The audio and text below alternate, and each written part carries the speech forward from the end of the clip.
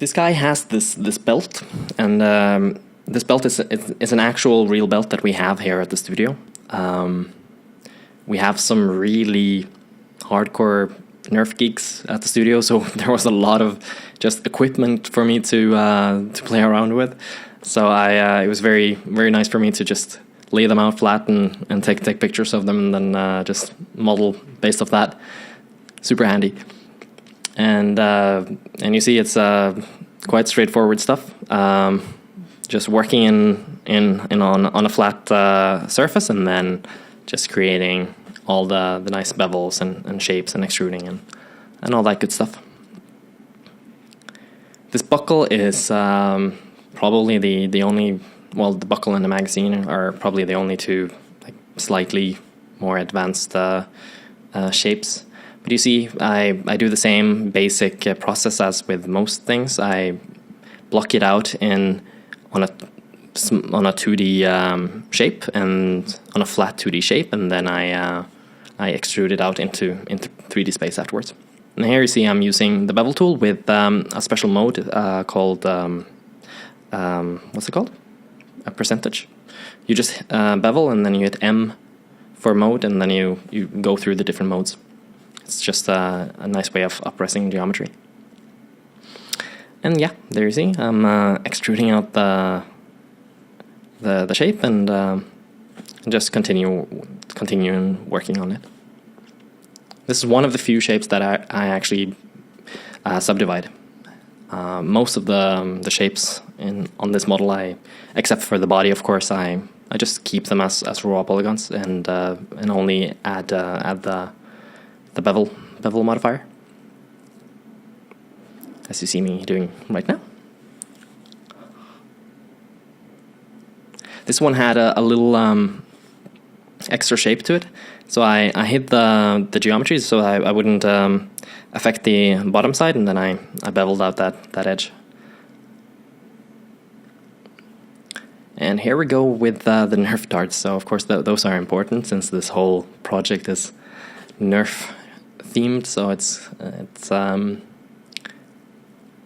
was important for me to just have these this stupid ammo belt showing the different Nerf darts, like brightly colored Nerf darts. And of course I just model one and duplicate them or instance them.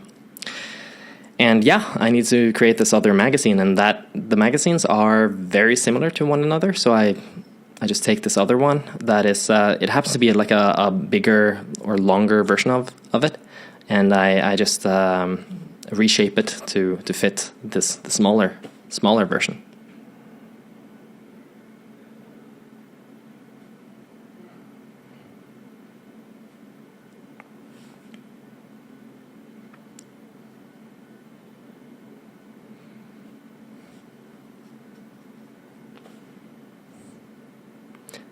And I also set the mode of the bevel modifier over to angle, so it only works on the edges that have a certain angle to them.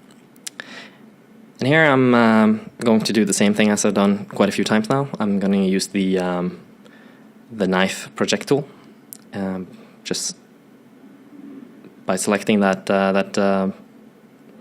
knife object and then hitting the knife project on those polygons, and just making sure that it's set to cut through, so that it cuts all the way through the shape.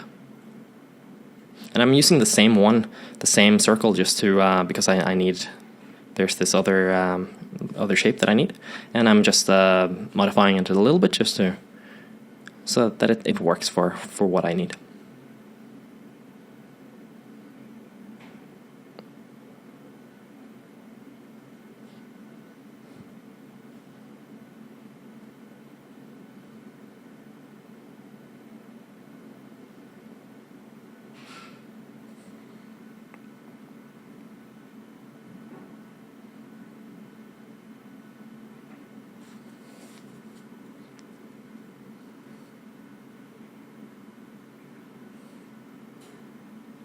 And there you see I just joined it together with the rest of the magazine, and then of course it got the same bevel, same modifiers as the rest of the magazine.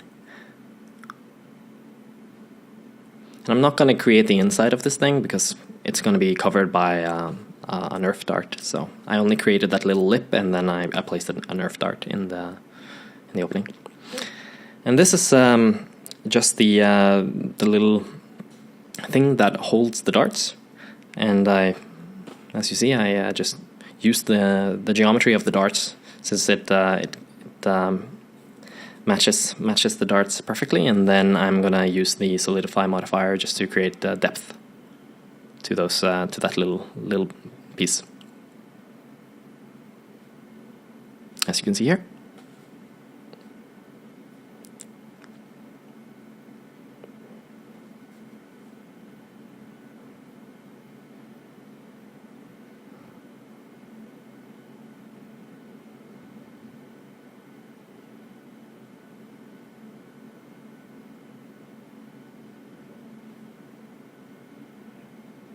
So yeah, just skipping forward a little bit. Here I'm going to show you how I'm going to wrap this flat belt onto the body of my model. This stage was quite... I had to do a couple of attempts just to before I found something that worked. And the most simple solution that I was able to find was just using a lattice, and lattice is also one of my favorite tools. It's so powerful once you get the hang of it. So here you see I'm just putting it roughly into the place where I need it, and then without moving the camera, I'm rotating it around. So of course you see that these magazines, they are going to deform, and that's not right. So I take them out of the lattice, or I take off the lattice modifier and just place them into where I need them to be. But the rest of the belt, I'm just keeping it and then modifying it to fit what I need. So there was a lot of tweaking just to make this work. It's a little bit tedious, but it worked out pretty well.